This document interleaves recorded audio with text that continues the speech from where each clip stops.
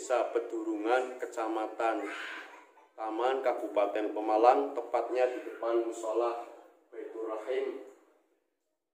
Dalam hal ini, pemirsa sudah menyaksikan sejarah singkat berdirinya Masjid Agung Kabupaten Pemalang. Pendirinya adalah Mbah Nur Kalam. Untuk itu, hari ini kami akan menelusuri sejarah singkat Mbah Nur Kalam. Dan kebetulan kami akan menemui keturunan ketujuh daripada Mbah Nur Kalam, yaitu Ang Mashar. Assalamualaikum warahmatullahi wabarakatuh. Pemirsa yang berbahagia, khususnya seluruh warga masyarakat Pemalang. Hari ini saya bersama dengan keturunan ketujuh. Kalau istilah bahasa Jawa adalah gantung siwur, yaitu Bapak Ali Mashar, atau yang sering ngetren disebut di sini adalah Ang Mashar.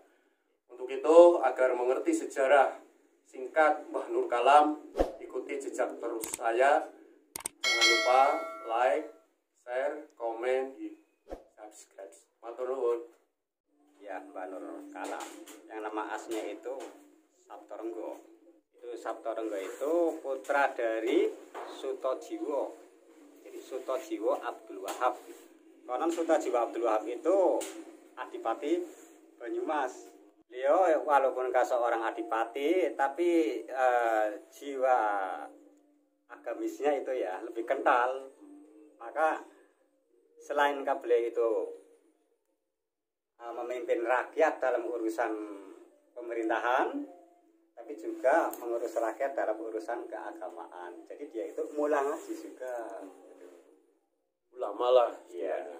Ya, duanya dipegang. Duanya dipegang. Ya ulama, ya umaroh. Tapi mengapa kok sampai menjadi menantunya Sultan gitu ya? Sultan Surakarta itu. Itu ya karena ada cerita gitu. Jadi masa kecil Mbah Nur Kalam itu biasa aktif mengikuti pengajian bapaknya ya. Santri zaman dulu kan itu ya santrinya sepuh-sepuh lah gitu. Pada waktu itu Mbah Nur Kalam itu masih kecil, ya masihkan nama Sabtorenggo. Jadi bapaknya yang bernama Sutojiwo Abdul Wahab, memang beliau itu selain ke ulama ya umaroh gitu ya. Jadi seorang adipati di Banyumas. Kegiatannya itu ya diantaranya itu ya mulang ngaji lah kayak itu. Itu ceritanya itu ketika Mbah Nur Kalam masih kecil, dia itu suka ngikutin apa yang dilakukan oleh orang tua. Orang tua sholat ngikuti sholat, orang tua wirid ngikuti wirid. Walaupun belum akil bali gitu, ya biasanya anak-anak lah mengikuti orang tuanya gitu. Itu pada suatu hari itu Mbah Nur Kalam itu bapaknya lagi wirid, ya. Itu Mbah Nur Kalam itu ngikuti. Kan sudah biasa ya orang wirid itu pakai tasbih gitu, bapaknya pakai tasbih. Mbah Nur Kalam kecil nggak punya tasbih. Jadi ingin seperti bapaknya itu kan ngambil tasbihnya itu, bapaknya itu kayak bro. Kan mungkin bapaknya itu lagi sibuk gitu, lagi konsentrasi mungkin kan nggak boleh gitu lah. Akhirnya dia itu keluar, bagi anak-anak nangis keluar, itu mengumpulin batu itu, ya. Lalu apanya saat itu ketepukan pisang itu batu itu langsung bisa dimasukin ke pisang, lalu dirangkai jadi tasbih seperti tasbihnya bapaknya itu. Karena iring melihat bapaknya punya tasbih. Jadi Mbah Nur Kalam itu dari kecilnya itu udah kayak gitu. Sudah punya kesaktian termasuk ya? Iya. Mungkin secara naluri turun-temurun gitu mungkin. Memang bapaknya itu ahli wirid gitu. Walaupun seorang umaroh ya, adipati ya, tapi juga kental dengan agamanya. Lalu apa? Mbah Nur Kalam itu mengikuti apa yang dibaca bapaknya itu. Tapi kan nggak jelas sih, pokoknya asal ngikut aja lah. Mungkin suaranya itu ya nggak pas ya. Yang namanya anak kecil itu kan ya biasa sukanya ikut-ikutan lah gitu. Nah, itu singkat cerita ketika Mbah Nur Kalam itu udah dewasa itu ya sekitar usia ya 17 tahun lah. Itu dia itu disuruh bapaknya untuk lelono broto. Topo lelono broto. Lelakon ya, lelono broto. Lelakon, Iya, iya. lelono broto. Jadi dia itu disuruh mengembara gitu ya. Itu enggak boleh bernaung di atap apapun kecuali tempat-tempat peribadatan seperti musola atau masjid. Berarti saat mengembara, saat singgah atau beristirahat tidak boleh duduk atau beristirahat yang ada atapnya, Iya. kecuali masjid. Masjid atau musola gitu. Jadi dalam perjalanannya dari Banyumas itu tidak dibekali apa-apa. Ya pakainya itu ya yang cuma dipakai itu. Kalau umpamanya pakaiannya itu kayaknya kalau udah agak terasa kotor gitu ya. Ya gebur kali lah. Bersihin kalau senatus ya itu. Dalam keadaan basah yang melanjutkan perjalanan lagi. Nah, itu entah apa yang dibaca itu terutama itu surat Al-Fatihah. Itu ceritanya itu. Itu karena beliau itu waktu kecilnya itu ketika bapaknya lagi ngajarin para santrinya nah, di antara khasiat surat Al-Fatihah itu ya untuk mengobati berbagai macam penyakit gitu. Kata bapaknya waktu dia itu masih kecil katanya surat Al-Fatihah itu bisa menyembuhkan orang sakit dan saya itu dikasih bapaknya itu ijazah surat Al-Fatihah. Jadi ijazah surat Al-Fatihah itu yang dijadikan andalan. Ya mungkin yang lainnya ada, cuman yang paling diyakini dan dijadikan andalan itu adalah surat Al-Fatihah. Lalu Mbak Nur Kalam itu mohon supaya dikasih air putih. Itu walaupun Mbak Nur Kalam itu orang kejawen, ya karena memang ya semuanya zaman seperti itu, pokoknya para bangsawan itu kejawen semua. Ya. Tapi kejawennya itu kejawen versi Kanjeng Sunan Kalijogo. Ya seperti kamu mereka Mbah Hasyim Asy'ari sendiri, ya karena beliau itu ada keturunan Sultan Demak, ya tidak lepas dari kejawen. Makanya kiai-kiai di seluruh setanah Jawa kaya-kaya kalau ditelusuri ya tidak bisa lepas dari kejawen. Ya. Kejawen kuwi carane manane cara Jawa lah. Hariane bae ngono yang nganggo bahasa Jawa kon lepas kati kejawen tentunya saja enggak.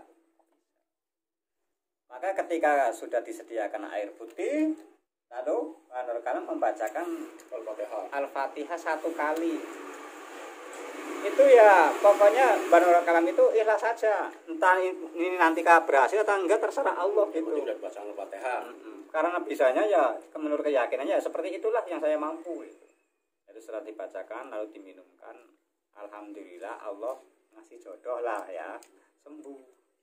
Nah sembuhnya itu aneh, tanpa belang seakan-akan itu. Tanpa membekas ya. Tanpa membekas. Yaitu mungkin karena ada semacam karomah karena Al-Fatihah itu sudah lama diamalkan gitu. Ya. Itu padahal kan isi sayembara siapa yang bisa menyembuhkan anak saya ya. Kalau laki-laki mau dijadikan menantu. Kalau istri ya mau dijadikan anak lah ya. Di saudara anaknya itu lah ya. Nah itu pihak keraton itu ya kaya-kaya gimana ya? Masa orang kayak gini mau jadikan mantu gitu. Melihat itu penampilannya itu. Iya. Lambene siji tok kowe. Lambene siji tok itu dari rumah ora ganti kok. Ya. Panas, dingin ngono. Kowe lambene kowe ora ganti, ora nggo jaket, ora nggo jas ya zaman semana ya. Baju satu kering di badan kowe ya dialami karo Mbak Nur Kalam. Pada waktu itu juga wajahnya itu agak tertutup, nganggo topi belarak mas, ya, topi rompang ramping lah. Sehingga pihak istana nggak ada yang tahu itu wajahnya si Anuk ya. Iya, wajahnya yang jelas itu wajahnya tertutup sih ya. Wajahnya agak tertutup. Itu maksudnya gini ya. Jadi pihak istana itu juga akan meragukan siji kating kowe ra miki keadaan Mbak Nur Kalam yang kayak gitu. Keduanya nanti anak saya itu mau apa enggak? Kan pada waktu itu badannya Mbak Nur Kalam juga kurus lah, melakukan perjalanan lama gitu. Topol lelono bronto kayak gitu. Kayak mengembara, judulnya Tapa Brata. Arahnya dengan cara mengembara, berjalan-jalan tapane itu. Nah itu ketika tutup kepalanya akan dibuka, otomatis wajahnya juga kelihatan. Iya. Nah, putrinya itu diam-diam suka, ternyata orangnya itu tampan banget itu loh ceritanya. Walaupun itu. kurus, Walaupun di mata putri itu kelihatannya tampan.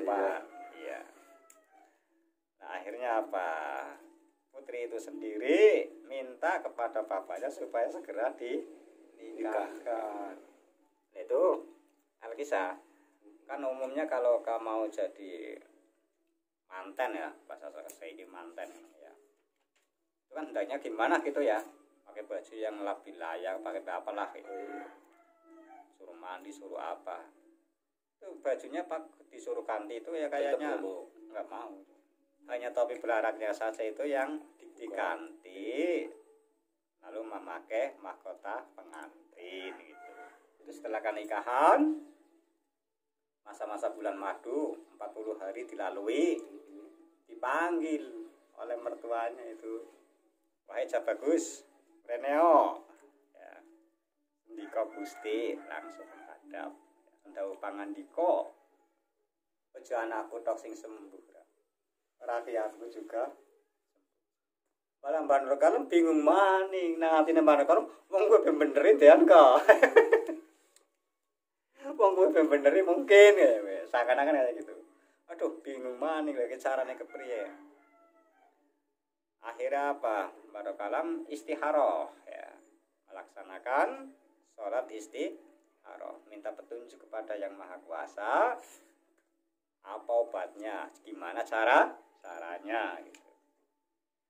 Nah, itu ketika beliau istikharah mendapatkan alamat bahwa obatnya itu ada di dasar samudra.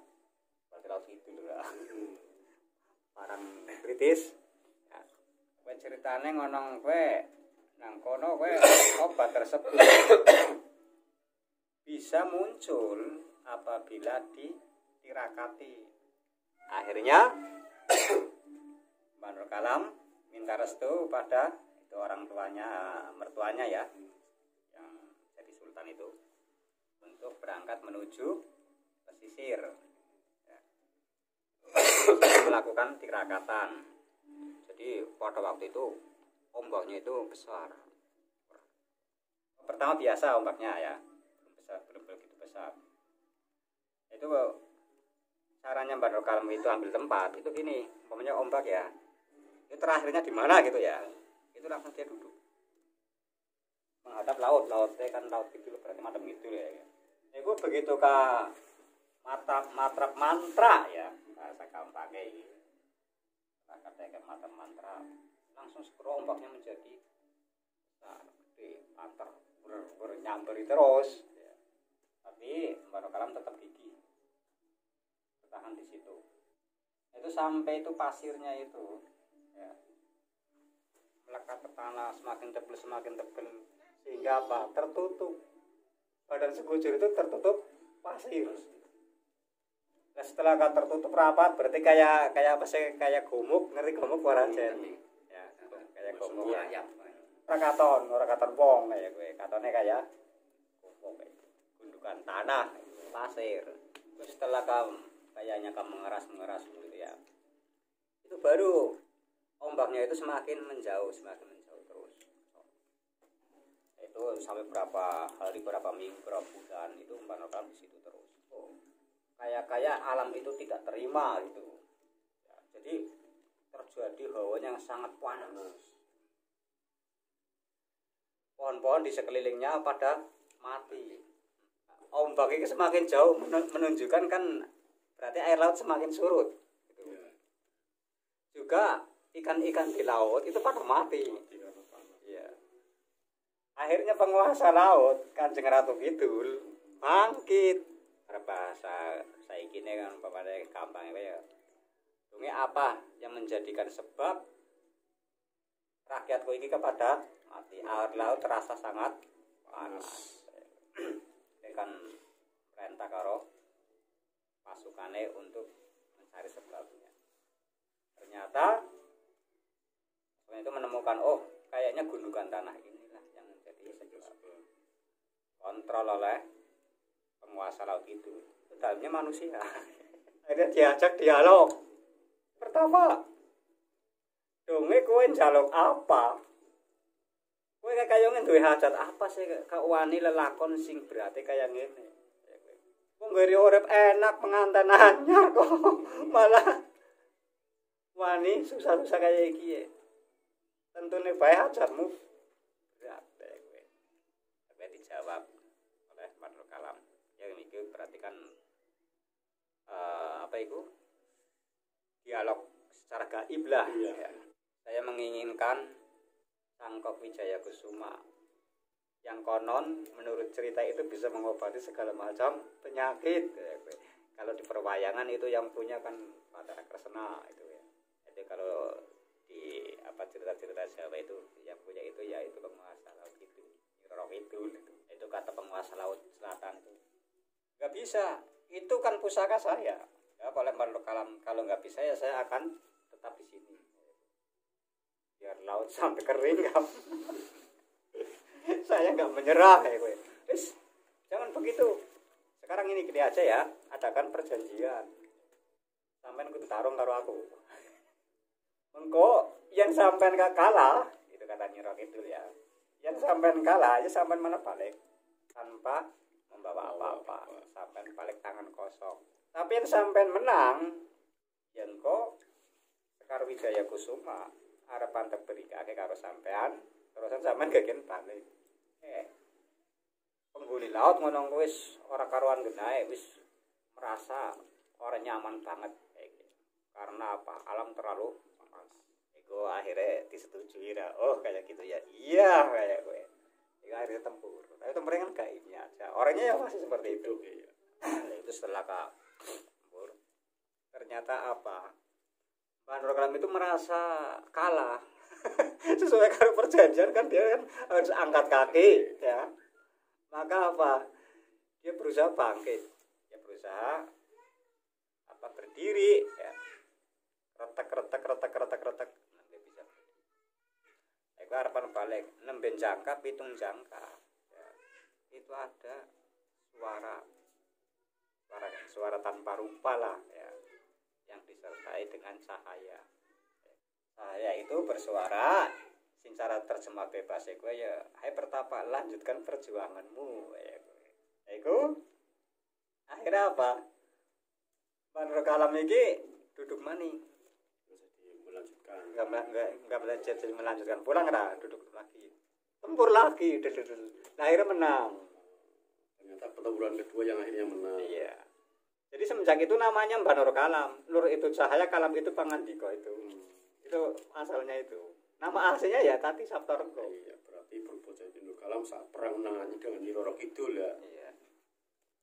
Nah, Sabto itu ya 7, Rengga itu seakan-akan itu ya undak-undakan lah ya, atau jangkahan. Jadi pas nang iku jangkahannya apa itu ya dewene langsung kayak itu. Nah, akhirnya apa?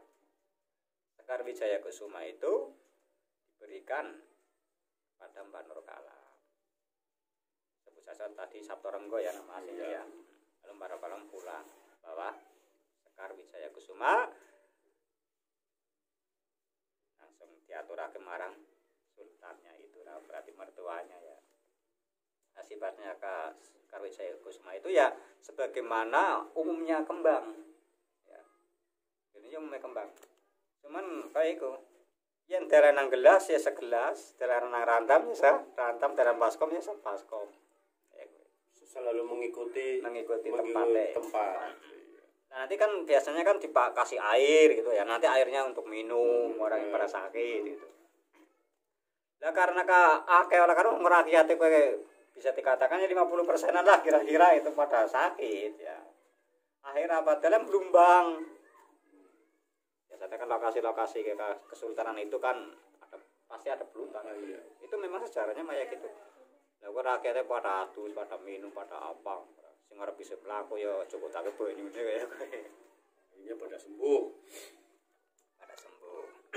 Nah, pas pada waktu itu kan Pemalang itu komplang, entah komplang yang keberapa. Iya. Karena Pemalang itu sering komplang. Iya. Ya. Lalu dari pihak sultan itu harap supaya Badrul Kalam itu mengisi kekomplangan Pemalang. Nah, itu ceritanya itu langsung Raden Mbah Nur Kalam mendapat tugas lagi untuk mengisi kekosongan pemalang. Pada waktu itu ya belum ada jalan dendeles, caranya saya tetap alas. Segitulah. Dari Kesultanan Surakarta, sebut saja Kesultanan Mataram lah, atas namanya ya Mataram lah. Ceritanya kono iku melakukan perjalanan. Itu pada waktu itu kok Mbah Nur Pesai udah lahir. Jadi ditinggal tapa sampai lahir itu. Jadi dari bulan madu ya, terusan kali tinggal tapa, pulang anaknya sudah lahir. Diberi nama Patmo Negoro. Itu Patmo Negoro itu yang Mbah Nur Pesai itu Patmo Negoro itu lahir, terusan ke papa berkenaan dengan bapaknya itu mendapat tugas dari Sultan untuk mengisi kekompelangan di Pemalang. Umumnya biasanya kalau seorang adipati mau dikirimkan ke daerah mana kan dikawal ya, baru kan nggak mau. Biarkan saya berjalan sendiri ya gue. Lalu apa dia bawa istrinya, bawa anaknya, itu perjalanannya dulu. Dari Surakarta menuju ke Pemalang itu lewatnya kan dalam kidul. Di saat perjalanan ini baru mempunyai anak satu ya, membawa istri dan anak ya. Itu pun ya konon ini kisah apa istilahnya semua atau gimana gitu ya. Biasanya kan kisah ada yang diapakan lah itu ya, hiaskan gitu ya. Itu ceritanya itu kok istrinya itu disaku aja gitu. Disak. Ya, karena istri sama cuma dimasukkan dalam saku. Enggak, istrinya saja yang disak. Anaknya jalan. Anaknya biasa ditimbang. Ayo gelesen cerita setelah sampai di Banjarnegara, ada seorang putri Cina. Itu putri Cina itu melihat itu ada lelaki masih muda gagah membuat bocah cilik ke orono wadone disak. Cara kawannya bangsa iki kowe ngomong kasakan ngono ya. Mas. Kowe sampean ka ngumban bocah cilik ka ora ana mamane, aku gelem dadi mamane. Ya di antaranya kan itu ada perserikatan antarane Tionghoa Jawa dengan orang Jawa asli untuk apa itu musir Belanda. Itu kan ada itu cara Mataram. Itu ceritanya itu Mbah Nur Kalam itu jawab. Dong saya istrinya dibawa kok endi kok rono sampean katanya guyon ora istriku ya teko aku lho kayak aku wong lanang ora nggawa bojo nggawa anak kok kaya iki bojone aku melu sapa kaya wong bojone aku ya kudu melu aku maka apa wong jenengku kaya ngono iku penasaran sampean kesane guyon bagus-bagus kayak gue kan sengaja guyon didesak lah terus. Akhirnya diambil. Ini istriku. Langsung gede-gede. Jarang teman-teman gede. Istrinya itu goyang-guyur ya. Terus sampean gelem dadi bojone, gelem dadi mamane anakku. Ora apa-apa ya kowe. Tapi dia kan suami aku kan masih dalam tugas ya kowe. Tapi ora apa-apa. Ya, itu ceritanya sempat nikah itu. Oh, ini sempat nikah karena istrinya membolehkan. Iya. Dalam perjalanan ngono kowe ceritanya ya nikah itu. Tapi ada perjanjian karena suaminya itu dalam tugas ya. Maka apa? Yang kau setelah kan nikah bulan madu yang kau ya tetap melanjutkan perjalanan. Itu nanti yang akan melahirkan Dewi Sujina dari putri Cina itu. Cuman kan ceritanya kan tetaplah setelah ke berapa tahun kan parani meneh wis lahiran aku wae iku setelah kami netep nang Pemalang itu baru dikawas yang bojo sing pertama ya anak Sultan iku jenenge Rampiong Ulan lalu melanjutkan perjalanan lagi akhirnya melanjutkan perjalanan tapi nggak langsung ke Pemalang marani bapak yang di situ lah Banyumas iku. Ternyata bapaknya itu sudah menyiapkan jodoh untuk anaknya dari kalangannya sendiri gitu loh. Nah, akhirnya apa? Kalau sampun bojo ke Romo, malah kalih. Loh, kowe gak kepriye Masa pembojo ngono kowe loro bapakne sampai orang ngerti ya. Kabeh kehendak yang Maha Kuasa, kabeh kehendak Gusti Allah. Bercerita mungkin ya sejarahnya ya. Iya, itu keinginanku. Aku hanya mengikuti jalan takdirku. Aku ya ora rencana kaya iki kok. Wis ora apa-apa. Dasaran aku ya kaya iku lah. Tapi tetap ya pilihannya bapak ya kudu diambil. Disuruh dinikahkan, disuruh nikah lagi gitu. Nah itu juga namanya siapa? Ya, tidak tahu. Itu setelah iku kan nikah baru melanjutkan perjalanan menuju ke Pemalang. Iku anu loh, berarti jalan dari ke Pemalang Sirandu sampai Dongkal ya, sampai ke Belek ya. Iku dari dulu itu orang Ketang Setapak iku ya sudah ada. Nah, iku lewatnya jalan iku. Nah itu ketika kan di Pemalang sebenarnya ya ini menurut versiku loh ya belum ada alun-alun, belum ada pendopo, belum ada masjid. Iya, kalau belum membuat masjid. Iya. Jadi Kadipaten itu ya itu dulu itu ya rumah seorang kanjeng ya hanya rumah biasa. Cuma raka mewah. Belum ada ke alun-alun masjid, belum ada tatanan Saidin Panatokom itu belum ada. Mulai ada itu di zaman Dendeles ya. Jadi setelah jalannya dijadikan jalan beraspal lah. Iya. Dari Anyer sampai Panarukan ya, Banten sampai Banyuwangi iku sis digawe jalan iku.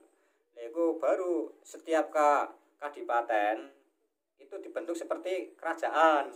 Ada alun-alunnya, ada masjidnya, ada pendoponya kayak gue. Tapi sebelum itu belum ada. Jadi ini menurut versi saya itu Mbah Benowo pun dulu karena Mbah Benowo kan adipati pertama kan. Iya. Ya menempatnya di situ. Dan pusat pemerintahan ya di situ. Dimakamkan ya di situ. Tapi ini versi saya. Itu setelah masa-masa bulan madu dilewati baru melakukan perjalanan menuju ke arah Pemalang. Cuma istrinya itu tetap dititipkan sama bapaknya lah. Berarti saat ke Pemalang sendirian. Enggak ada sama istri yang pertama. Oh iya, berarti istri yang ketiga tetap ditinggal di situ. Iya.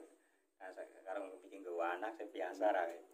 Itu di Pemalang itu mendapat tugas untuk sekaligus untuk itu apa?